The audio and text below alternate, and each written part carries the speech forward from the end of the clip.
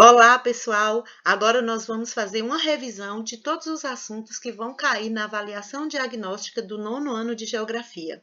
Nós iremos trabalhar sobre a Europa, né? A semana 2, a semana 9 vem tratando sobre esse continente. A semana 2 fala sobre a localização e aspectos físicos. A semana 3 vem falando sobre o território de grandes transformações. Europa, aspectos populacionais, vem falando na semana 4, a formação da União Europeia na semana 5, semana 6 vai tratar sobre a Europa Oriental e os países ex-socialistas, semana 7 sobre a CEI, que é a Comunidade dos Estados Independentes, semana 8, Europa, Política de Imigração e Refugiados, e a semana 9, ainda falando sobre a Europa, falaremos um pouco sobre as consequências dessa pandemia que tem alastrado aí o mundo, que é a Covid-19. Então, vamos lá. Europa, localização e aspectos gerais. Nós estamos aqui diante do mapa político da Europa, onde nós vemos aqui todos os países que formam esse continente. E vamos estudar que a Europa é um dos 6 continentes existentes no planeta, sendo o segundo menor em superfície terrestre, estando atrás apenas aí da Oceania, com uma área de 10.498.000 quilômetros quadrados e uma população de 744.707.158 habitantes, o continente europeu possui 50 países independentes. A Rússia é o maior país da Europa e do mundo, com um território de 17.098.242 quilômetros quadrados, e ela localiza-se em 2 continentes, no leste europeu e na Ásia, onde se concentra a maior parte de suas terras, sendo que sua capital, Moscou, fica na parte europeia. O menor território da Europa é o Vaticano, com uma área aí de 44 quilômetros quadrados. Apesar de se localizar dentro de Roma, a capital da Itália, ele é um estado independente. E aí, a Europa é uma península ou é um continente? Pelo ponto de vista físico e geológico, é uma península. E o que é uma península? É uma ponta de terra imersa cercada de água por todos os lados, exceto um lado que a une ao continente. E pelo ponto de vista histórico e social, é um continente. Então, a Europa ela pode ser considerada como uma península e também como um continente. Quanto à localização, ela está localizada no hemisfério norte, acima da linha do Equador, e o continente europeu faz limites com as seguintes áreas. Ao norte, Oceano Glacial Ártico e o Mar do Norte. Ao sul, Mar Mediterrâneo. A leste, Montes Urais, que é a fronteira natural aí com a Ásia. A sudeste, o Mar Negro, e a oeste, o Oceano Atlântico. Quanto ao relevo, o continente europeu possui um relevo muito acidentado, com uma altitude média de 340 metros, predominante aí de planície. Temos também aí as placas tectônicas em alguns lugares que deram origem aí às cordilheiras, como os Alpes, os Montes Urais, o Cáucaso e também os Alpes escandinavos, entre outros. Em outras regiões, houve o afundamento do relevo, produzindo as depressões. Quanto ao clima, predominam no continente europeu os climas temperados, que é um clima mais frio ao norte, na parte central, onde nós vamos ter aí elevadas altitudes, e mais quentes na parte sul. São climas nos quais as estações do ano são bem definidas. Somente no norte da Europa, próximo ao Ártico, é que encontramos o clima frio polar, mas o clima que predomina é o clima temperado. Quanto à vegetação, nós vamos ter a tundra, estepes, floresta mediterrânea, floresta de coníferas ou taiga, floresta boreal e a floresta temperada. Aqui nós estamos vendo a Europa, que é um território de grandes transformações, e aqui nós estamos vendo um mapa antes da Primeira Guerra e o outro após a Primeira Guerra. Então aqui nós vamos ver aqui várias transformações, né? Então é um território que sofreu aí grandes transformações, principalmente no período pós-guerra. Em consequência de duas grandes guerras, o continente europeu teve que ser muitas vezes redesenhado para redefinir as fronteiras dos países. Então, dos 5 grandes impérios europeus existentes antes do conflito, apenas o britânico sobreviveu. A Alemanha teve de devolver territórios à França, à Dinamarca e ao novo Estado polonês. A Itália anexou os territórios de Trento e Istria. O Império Turco-Otomano perdeu parte de seu território europeu e deixou de existir. Já o Império Austro-Húngaro, ele foi fracionado em 4 países: Áustria, Hungria, Iugoslávia e a Tchecoslováquia. A Europa após a Segunda Guerra Mundial. A União Soviética passou a dominar a região oriental da Europa, dando força política aos partidos políticos comunistas na Albânia, Bulgária, Romênia, Hungria, Tchecoslováquia e Polônia, entre outros, né? Esses países, sob influência da União Soviética, eram denominados socialistas. A parcela ocidental da Europa foi influenciada pelos Estados Unidos, se constituindo assim como um bloco de capitalistas. Então, esse período de mundo bipolar é chamado de Guerra Fria, ou seja, uma guerra ideológica sem uso de armas. Após a rendição alemã, em maio de 1945, a Alemanha foi dividida em 4 zonas de ocupação controlada pelos vencedores da guerra. Então, aqui nesse mapa, vocês estão vendo aí o Muro de Berlim, que está sendo representado por essa linha vermelha. Então, o Muro de Berlim ele foi construído pelo governo da Alemanha Oriental para impedir a fuga de mão de obra especializada para o lado ocidental. Esse muro dividia a cidade de Berlim em 2 porções. De 9 para 10 de novembro de 1989, houve aí a queda desse muro. Então, com a queda desse muro, foi o prenúncio também da queda da República Democrática Alemã e Alemanha Oriental e reunificação da Alemanha. Foi também parte do processo de queda do bloco comunista na Europa Oriental, que se iniciou a partir do final da década de 1980.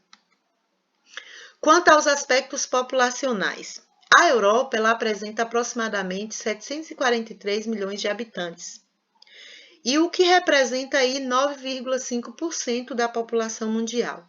Nas últimas décadas, esse continente tem apresentado baixas taxas de natalidade, reduzidas taxas de mortalidade e aumento da população idosa e baixa taxa de mortalidade infantil. Então, assim a Europa agrupa grande diversidade de povos ou etnias. A população é formada basicamente por povos germânicos, latinos e eslavos, que migraram para o continente europeu vindo de diferentes regiões da Ásia, sendo constituída quase que em sua totalidade por pessoas brancas. Só deixando claro para vocês, a taxa de natalidade é o número de nascidos vivos dividido pelo número de habitantes. Já a taxa de mortalidade é o número de falecimento dividido pelo total de habitantes.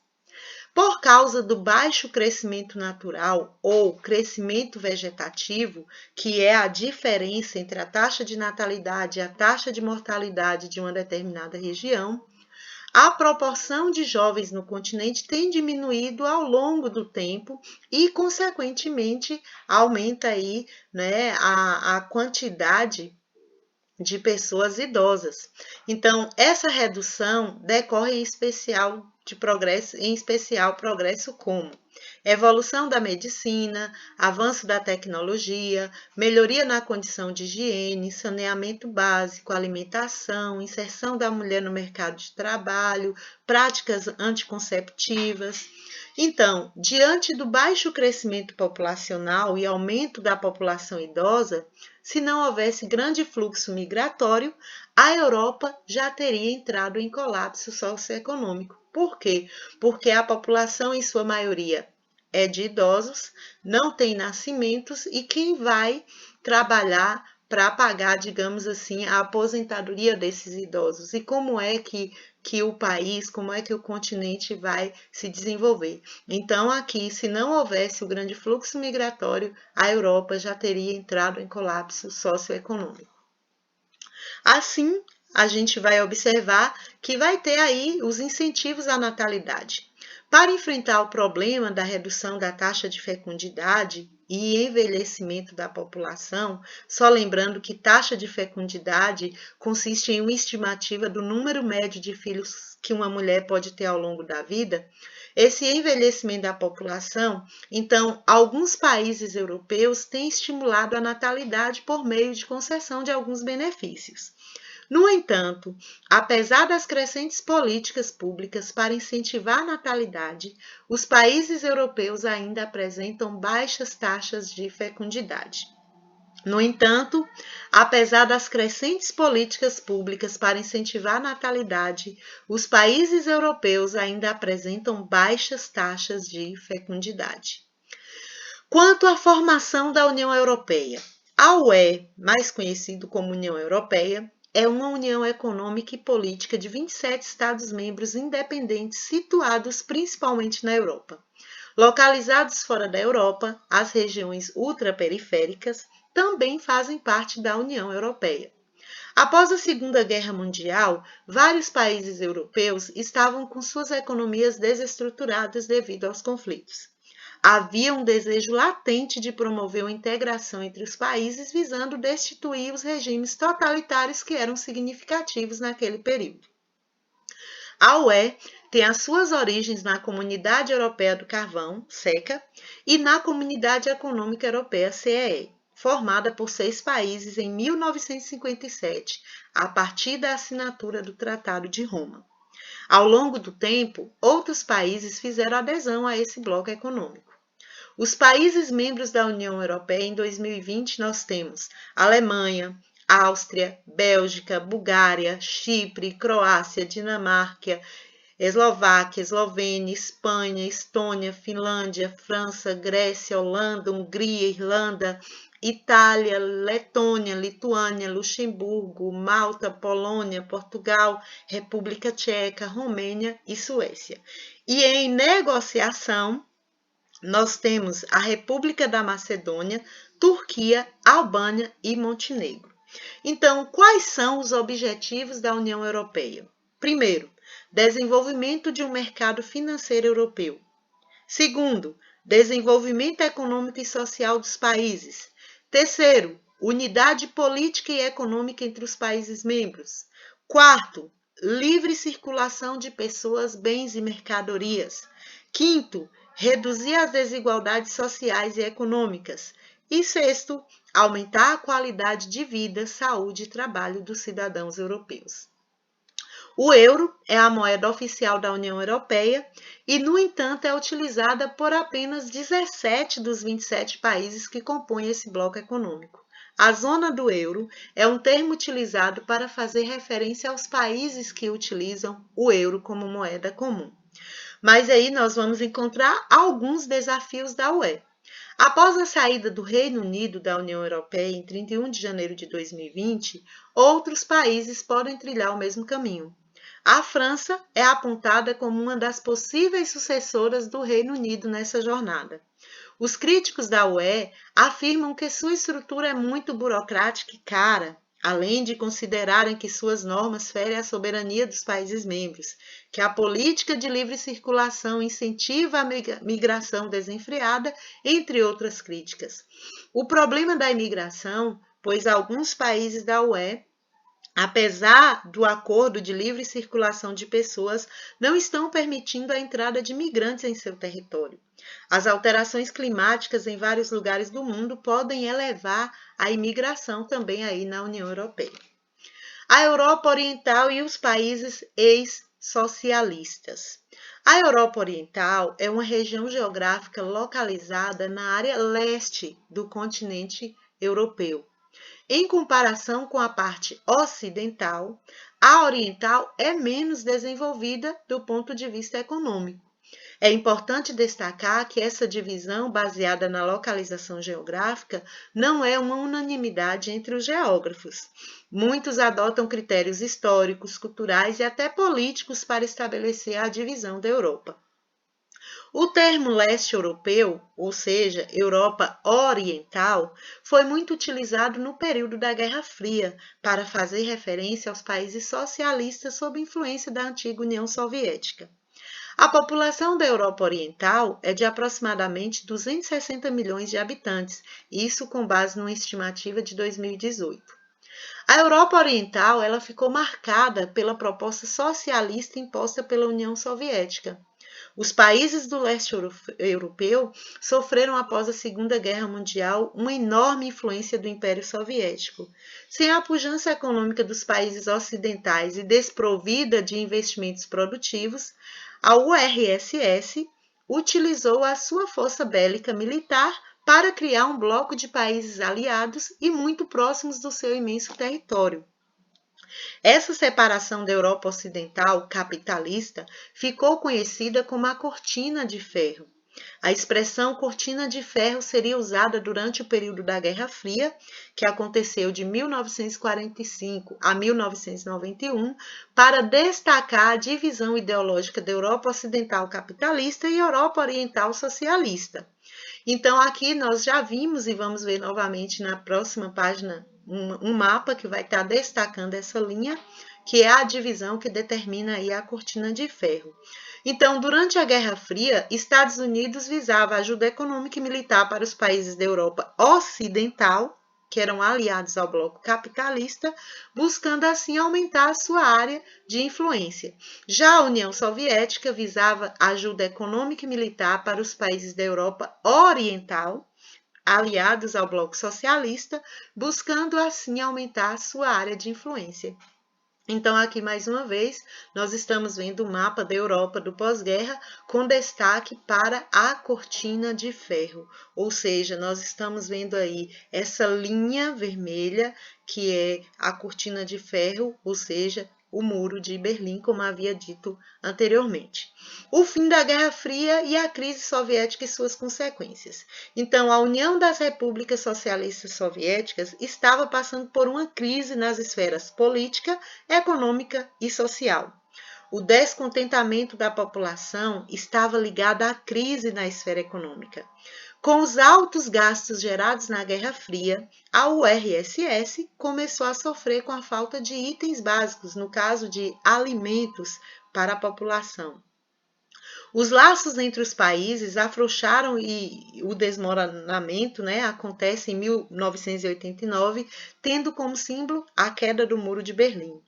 Com o fim da URSS, também teve aí o fim da Guerra Fria, onde o capitalismo foi vitorioso aí, sendo liderado pelos Estados Unidos. Então, o que veio depois da URSS? A União das Repúblicas Socialistas Soviéticas, ou simplesmente União Soviética, foi formada em 1922 e era composta por 15 nações. Em 1991 surge a CEI, com o principal objetivo de criar um sistema econômico e de defesa para as ex-repúblicas soviéticas, diminuir as desigualdades entre elas. Em 2011, a CEI se torna uma zona livre de comércio, tendo a Rússia como destaque. Os países ex-socialistas da União Europeia. Com o fim da União Soviética, muitos países do leste europeu sofreram aí uma transição para o capitalismo e passaram a integrar a União Europeia em 2004. Esse grupo de países apresenta diferenças em seu desenvolvimento econômico e social. As economias mais importantes são Polônia, República Tcheca, Romênia, Hungria e Eslovênia. República Tcheca, Hungria, Polônia, Romênia e Eslovênia contam com um parque industrial significativo e a mão de obra nessas regiões é bem mais barata. Em alguns países da Europa Oriental, o desemprego e a falta de oportunidades provocaram a emigração de seus cidadãos para os países mais desenvolvidos da Europa. A Europa, política de imigração e refugiados. Ao longo do século XX, a Europa apresentou intensos fluxos migratórios internos e externos. Guerras, conflitos religiosos, perseguições políticas, buscas por melhores condições de vida intensificaram esses deslocamentos populacionais. Então, após a Segunda Guerra, que foi um período de repercussão econômica na Europa, principalmente na França, Reino Unido, Alemanha e Itália, intensificaram-se os fluxos migratórios intracontinentais para esses países. Após o socialismo nos países do leste europeu e na União Soviética, no final de 1980 e início de 1990, outro fluxo migratório internacional se formou. Populações dos países que deixaram de ser socialistas, como Polônia, Hungria, Albânia, Romênia, se deslocaram para os países europeus que ofereciam melhores condições de vida. Então, a questão da imigração despertou em parcelas da população europeia o preconceito, a segregação, o racismo e a xenofobia. E o que seria xenofobia? Seria aversão a imigrantes. Seria esse preconceito desmedido por aquelas pessoas de fora que chegam a determinado país. Então, muitos europeus incentivados pela mídia e por discursos políticos extremistas acreditam que os imigrantes disputam as vagas de emprego com eles e que interferem nas questões culturais, descaracterizando os padrões europeus de comportamento, vestimenta, religião, dentre outros. Esse discurso deu origem a manifestações racistas, perseguições e declarações de ódio contra esses imigrantes. Tal situação agravou nos anos de 2010, quando crises e tensões em países da África e da Ásia geraram novas ondas de imigrações para a Europa. Esse ambiente de aversão à população imigrante acentua o dilema europeu de restringir a imigração e de necessitar dos imigrantes para compensar o baixo crescimento populacional no continente. Então, a alternativa encontrada por alguns países foi estimular a entrada somente de imigrantes qualificados profissionalmente. Mas aí entra a questão dos refugiados. Quem são os refugiados?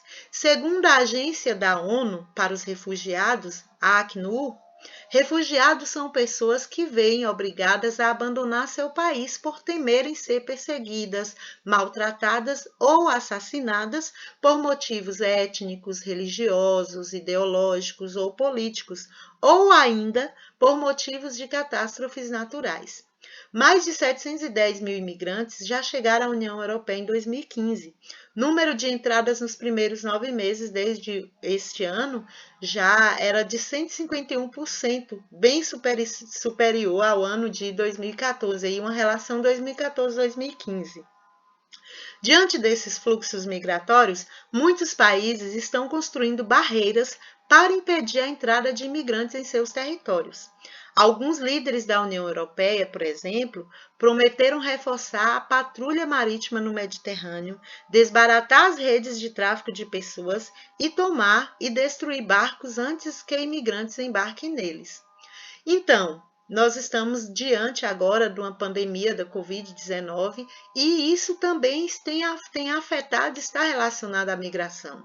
Então, a pandemia de Covid-19 está alimentando uma política que muitos países do bloco europeu já estão adotando de qualquer forma, preferindo que os refugiados permaneçam fora das fronteiras da União Europeia. A Covid-19 é um argumento utilizado por muitos políticos de diferentes lugares para tornar ainda mais difícil, se não impossível, a entrada de imigrantes e refugiados na Europa. Muitos estrangeiros já são alvos de xenofobia e culpabilizados pela transmissão do vírus em diversos países, não só na Europa, mas em outros espaços do planeta. O deslocamento de pessoas no mundo reduziu de forma drástica após a pandemia da Covid-19.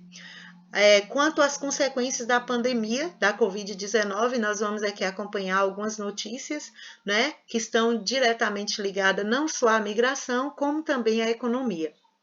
França, Itália e Espanha restringem negociações na Bolsa para tentar conter tombo. Casos de coronavírus disparam na Europa e já afetam a economia. Covid-19, União Europeia suspende futebol, Premier League. Então, como o coronavírus, ele atingirá as economias da Europa? Nenhum país europeu está escapando das consequências econômicas do coronavírus, mas o sofrimento não será dividido por igual. O sul da Europa, que penou com o impacto da última grande crise econômica, sofrerá mais. Países como Grécia e Itália dependem muito do turismo e ainda lidam com os efeitos do colapso da dívida da zona do euro na última década, com programas de austeridade que deixaram seus sistemas de saúde mal preparados para uma pandemia. A economia europeia ela foi projetada para ser altamente interconectada e mesmo os países que parecem relativamente bem protegidos não conseguiram se isolar da agonia de seus vizinhos. A Alemanha, com sólidas finanças governamentais, baixo desemprego e uma ampla rede de seguridade social, parece resiliente. O país tem mais leitos hospitalares de tratamento intensivo por habitante que qualquer outro da Europa. Mas a Alemanha entrou na crise com um crescimento fraco e suas fábricas de máquinas e automóveis são vulneráveis a interrupções na cadeia de suprimentos e a restrições ao contato social. O fechamento das empresas como Volkswagen e Daimler causará aumento aí no desemprego. Já a Itália talvez seja mais vulnerável a uma pandemia do que os outros países desenvolvidos, porque o turismo constitui parte importante da economia, assim como as pequenas empresas. Então, o país estava caminhando aí para uma reestruturação, né, mesmo do ataque do coronavírus, e sua produção econômica ainda está menor do que era antes da recessão global de 2009. Sua população estava entre as mais saudáveis do mundo, mas o surto expôs uma perigosa escassez de leitos hospitalares para terapia intensiva. Já a Grécia, depois de uma década sombria de austeridade e declínio econômico, quando o desemprego chegou a 28% e o país perdeu um quarto da produção econômica, vinha mostrando sinais de recuperação. Mas, dentro da zona do euro, é um país que mais depende do turismo e das pequenas empresas. Uma vantagem surpreendente que, para a Grécia, é o orçamento, porque o país vinha operando em superávit. Já a França pode ser um pouco menos vulnerável que suas vizinhas. A manufatura não é tão importante para a economia. Muitos franceses trabalham para grandes empresas e o turismo surpreendentemente tem pouca importância econômica. Já a França pode ser um pouco menos vulnerável que suas vizinhas. A manufatura não é tão importante, né, para a economia. Muitos franceses trabalham para grandes empresas e o turismo, surpreendentemente, tem pouca importância econômica. Já a Espanha foi um país que apresentou o crescimento mais rápido da Europa no ano passado, mas o desemprego, em quase 14%, ainda está entre os mais altos do continente. E o país só perde para a Grécia em termos de dependência do turismo. Esse país também é um dos principais centros europeus da indústria automobilística, como Volkswagen, Renault, Ford, que fecharam suas fábricas espanholas. Os hospitais da Espanha têm ainda menos leitos de terapia intensiva por habitantes que os da Itália. A Estônia, um dos maiores especialistas em tecnologia do mundo, mas também precisa proteger aqueles que não participaram do boom digital. Mais de um quinto da população, de um terço, 1,3 milhão, vive na pobreza. Então é isso aí, pessoal. Nós vimos aqui, né, sobre todos os assuntos que foram estudados, mas eu peço a vocês que revisem, analisem as imagens, analisem tudo direitinho, para que vocês possam ter aí uma boa avaliação. E aqui, só finalizando, eu voltei nessa página para mostrar para vocês que dentre esses países, infelizmente, né, entre esses países aqui da zona do euro, Alemanha, França, Espanha, Itália, nós vemos que o mais prejudicado, de acordo com esses dados aqui, foram justamente a Itália. É isso aí, pessoal. Boa sorte, sucesso!